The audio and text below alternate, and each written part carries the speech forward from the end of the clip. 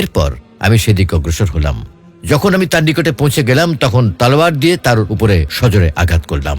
এতে তার পায়ের নালার মধ্যখান থেকে কেটে বিচ্ছিন্ন হয়ে গেল। খেজুরের আঁটির উপর পাথর দিয়ে আঘাত করলে আঁটির যে অবস্থা হয় তার সাথে আমার এই আঘাতের কিছুটা তুলনা করা যায়।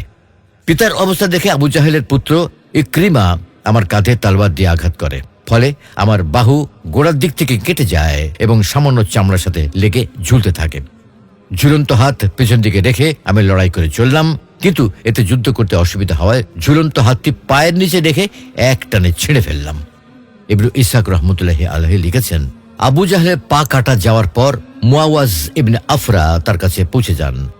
তিনি তাকে এত জোরে আঘাত করেন যে আবু জাহেল সেখানেই ধ্বংসস্তূপে পরিণত হয়ে যায়। সে সময় শুধু তার শ্বাস প্রশ্বাসটুকু অবশিষ্ট ছিল। এরপর মুআজ বিন আফরা যুদ্ধ করতে করতে শহীদ হয়ে যান। অর্থাৎ মুআওয়াজের আঘাতের পরেও আবু জাহেল একেবারে মারা যায়নি, শ্বাস প্রশ্বাস তখনও অবশিষ্ট ছিল। আবু জাহেলের শিরচ্ছেদ। এই অবস্থায় আব্দুল্লাহ ইবনে মাসউদ রাদিয়াল্লাহু আনহু এসে আবু জাহেলকে দেখতে পান।